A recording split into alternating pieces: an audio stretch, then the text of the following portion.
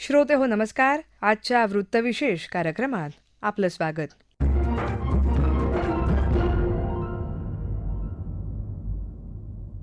श्रोते हो, IIT मुंबईमध्ये सुरू झालेल्या परमरुद्र या अत्याधुनिक सुपर कॉम्प्युटरविषयी आज जाणून घेऊया.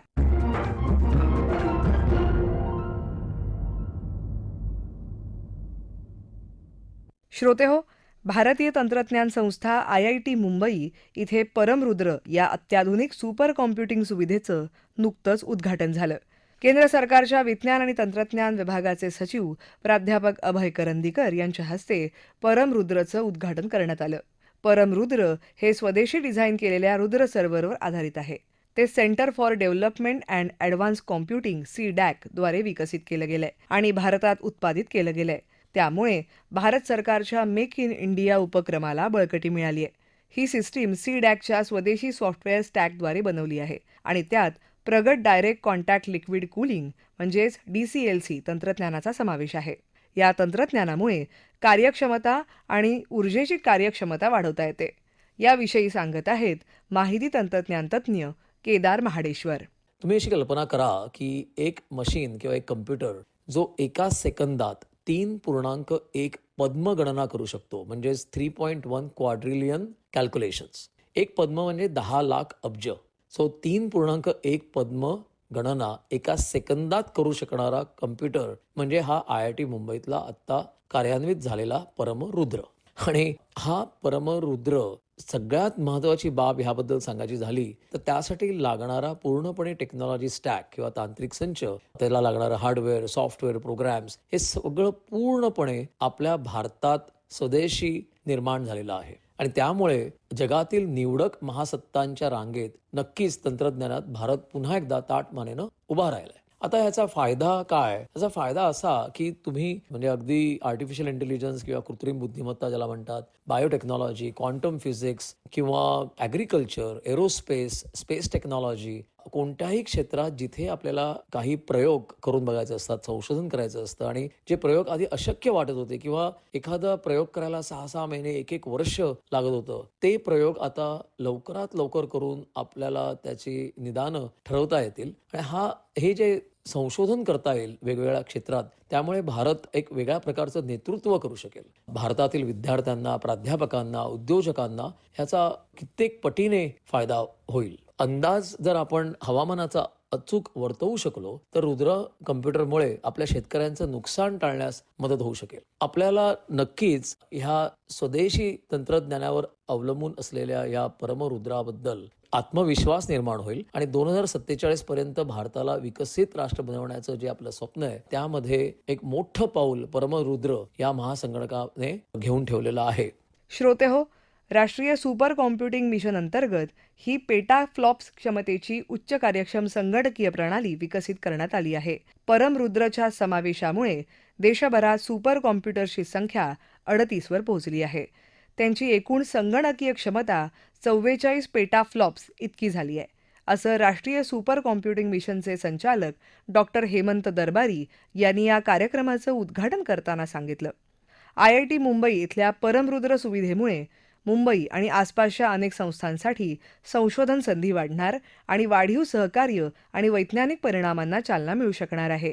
श्रोते हो, राष्ट्रीय सुपर कॉम्प्युटिंग मिशनचं नेतृत्व इलेक्ट्रॉनिक्स आणि माहिती तंत्रज्ञान मंत्रालय आणि विज्ञान आणि तंत्रज्ञान विभाग संयुक्तपणे करतोय, ज्यामध्ये CDAC आणि भारतीय विज्ञान संस्था IISc बेंगळुरू हे अंमलबजावणी संस्था म्हणून काम करतात. परमरुद्रमुळे IIT मुंबईतल्या सुमारे 200हून अधिक प्राध्यापक आणि 1000 विद्यार्थी तसंच देशभरातल्या संशोधकांना प्रगत संगणक संशोधनासाठी मोठी मदत होणार आहे.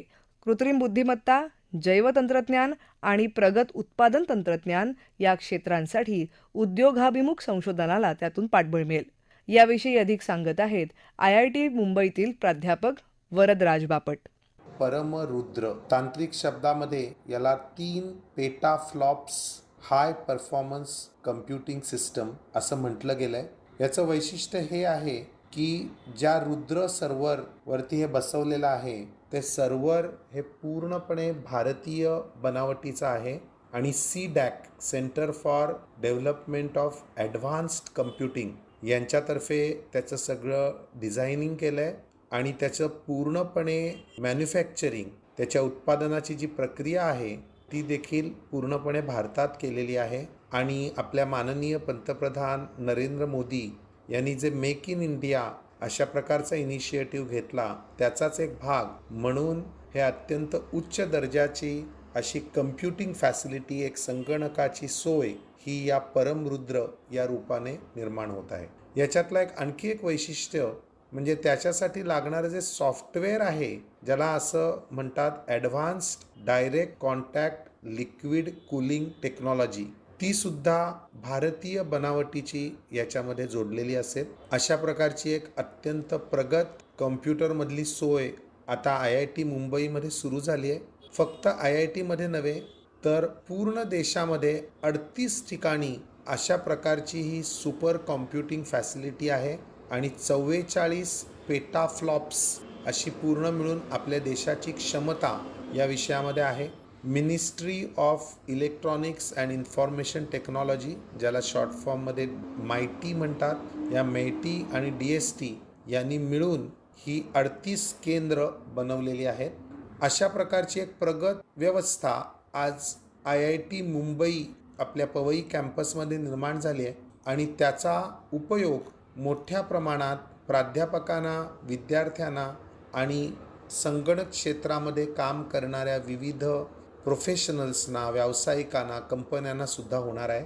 IIT मुंबईमध्ये कम्प्युटर सायन्स, AI अशा विषयामध्ये बरंच काम चालतं.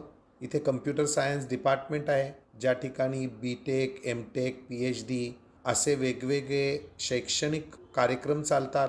मग डेटा स्ट्रक्चर्स असतील, operating system, databases, computer network, software engineering, machine learning, computer vision, cyber security, distributed system अशा विविध विषयावरती संशोधन त्या ठिकाणी केलं जातं.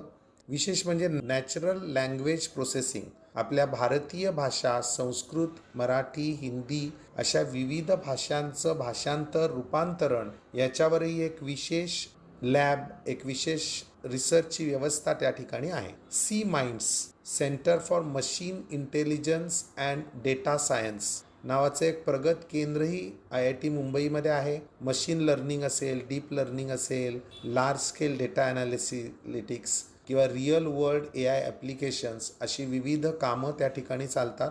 त्या व्यतिरिक्त Technocraft centre for applied artificial intelligence असंही एक केंद्र IIT मुंबईत आहे. मग ऑटोमेशन, कम्युनिकेशन अशा विविध विषयात त्याचं काम आहे. या व्यतिरिक्त Quetta centre for digital health, centre for urban sciences, CSRE अशा विविध सेंटर्समधल्या विद्यार्थ्यांना, संशोधकांना याचा खूप फायदा होईल.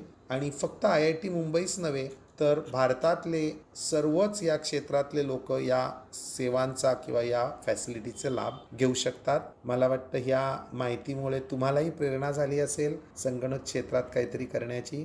श्रोतेहो, राष्ट्रीय सुपर कॉम्प्युटिंग मिशनचं नेतृत्व इलेक्ट्रॉनिक्स आणि माहिती तंत्रज्ञान मंत्रालय आणि विज्ञान आणि तंत्रज्ञान विभाग संयुक्तपणे करतोय, ज्यामध्ये CDAC आणि भारतीय विज्ञान संस्था बेंगळुरू ही अंमलबजावणी संस्था म्हणून काम करतायत. हे मिशन 4 प्रमुख स्तंभांद्वारे एक व्यापक स्वदेशी सुपर कॉम्प्युटिंग इकोसिस्टीम तयार करण्यावर लक्ष केंद्रित करतं. सुपर कॉम्प्युटिंग पायाभूत सुविधा, अनुप्रयोग विकास, संशोधन आणि मानव संसाधन विकास हे ते 4 स्तंभ आहेत. माहिती तंत्रज्ञान तज्ज्ञ माधव दापके यांचे याबाबतचे विचार ऐकूया.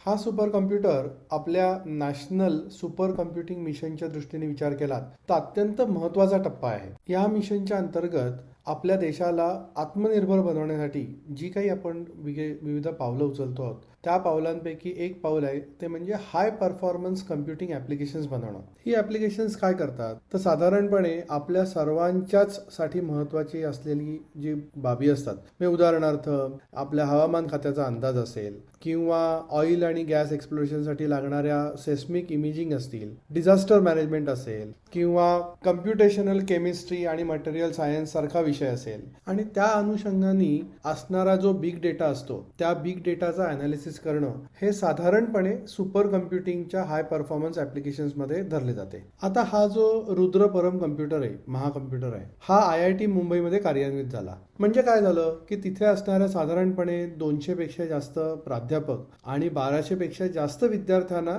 त्याचा फायदा होणार आहे. पण त्याचबरोबर भारतातल्या कोणालाही जर रिसर्च करायचा असेल आणि त्याच्यासाठी लागणारा डेटा, त्या डेटाचा ॲनालिसिस यासाठी सुपर कम्प्युटिंगची मदत लागणार असेल तर त्यालाही या कम्प्युटरचा उपयोग होऊ शकतो. हा सुपर कम्प्युटर आपल्याला कल्पनाही करता येणार नाही इतक्या वेगाने काम करतो. काही अब्ज डेटा हा काही सेकंदात ॲनालिसिस करू शकतो आणि आपल्याला साधारणपणे जे काम करायला 2-3 महिने लागू शकतात, काही आठवडे लागू शकतात, ते काम आपलं काही मिनिटात होऊ शकतं. आता जर आपण विचार केला की हा सुपर कम्प्युटर आपल्याला नेमका कुठे आणि कसा उपयोगी पडू शकतो, काही उदाहरणं देतो. बघा, म्हणजे आपल्याला समजा जर औषध निर्मिती क्षेत्रामध्ये याचा वापर करून घ्यायचा असेल तर साधारणपणे नवीन औषध शोधणे किंवा जिनोमिक्स, कर्करोग, नवीन लसी याच्यासाठी जे काही उच्च क्षमतेचं संगणकीकरण लागतं त्या परममुळे आपल्याला या औषध विकासाचा कालावधी कमी होऊ शकेल आणि खर्चही कमी होईल आणि त्यामुळे आपोआपच आपला भारत हेल्थटेक इनोव्हेशनमध्ये पुढे जाऊ शकतो.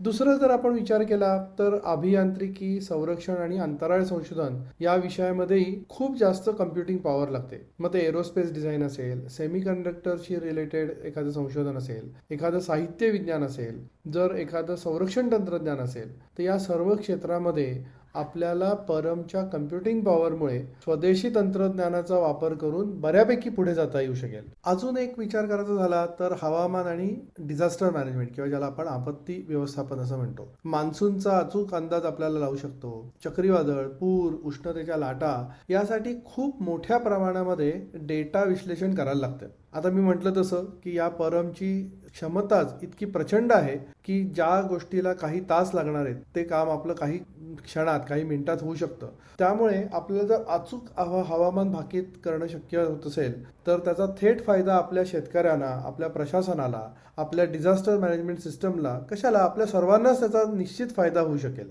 सध्या आपण सर्वच कृत्रिम बुद्धिमत्ता म्हणजे आर्टिफिशियल इंटेलिजन्स आणि डेटा सायन्स याबद्दल बोलतो. आता ही जी AI किंवा मशीन लर्निंग, डीप लर्निंग याच्यासाठी जी संगणकीय शक्ती लागते, त्याला कम्प्युटेशनल पॉवर लागते, वेगवेगळी AIची मॉडेल डेव्हलप करायला लागतात. तर आपले जे स्टार्टअप असतील, संशोधक असतील, विद्यार्थी असतील, या सर्वांना हाय कम्प्युटेशनल पॉवरची नेहमीच गरज भासते. तर रुद्रसारख्या परम कम्प्युटरमुळे या विद्यार्थ्यांना, या संशोधकांना वेगवेगळी AI मॉडेल डेव्हलप करणं, ती टेस्ट करणं आणि ती डिप्लॉय करणं सहज शक्य होऊ शकेल. Data is a new oil असं म्हणतात आणि हे जर ऑइल आपल्याला जास्तीत जास्त वापरायचं असेल, याच्यापासून आपल्याला जास्तीत जास्त फायदा करून घ्यायचा असेल तर मित्रांनो, मला काय वाटतं की हा जो राष्ट्रीय सुपर कम्प्युटिंग मिशनचा उद्देश नुसतं मशीन बसवणं नाही आहे, तर आपल्या देशासाठी एक संपूर्ण सुपर कम्प्युटिंग इकोसिस्टम तयार करणं हा निश्चित आहे. आणि त्यामुळेच IIT मुंबई सारख्या शैक्षणिक संस्था असतील, स्टार्टअप सारखे उद्योग असतील आणि सरकार एकत्र काम करतील,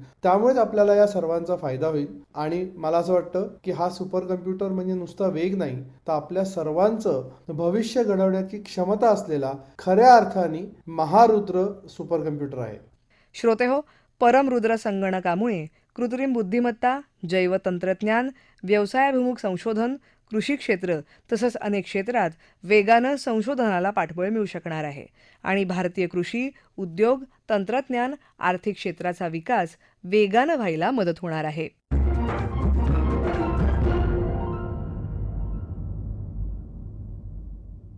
श्रोतेहो, आपला वृत्तविशेष हा कार्यक्रम आपण न्यूज ऑन AIR या ॲपवरील लाईव्ह ऐकू शकता. यासोबतच आमच्या मुंबई एअर न्यूज या YouTube वाहिनीवर कार्यक्रमाचं ध्वनिमुद्रण आपल्याला कधीही ऐकता येईल. याबरोबरच आजचा वृत्तविशेष हा कार्यक्रम संपला. हा कार्यक्रम आकाशवाणी मुंबईच्या प्रादेशिक वृत्त विभागानं सादर केला. संपादक आणि सादरकर्त्या भावना गोखले, निर्मिती सहाय्य गुरुनाथ तेरवणकर, लेखन आणि समन्वय शिबानी जोशी आणि निवेदन रश्मी पाटकर.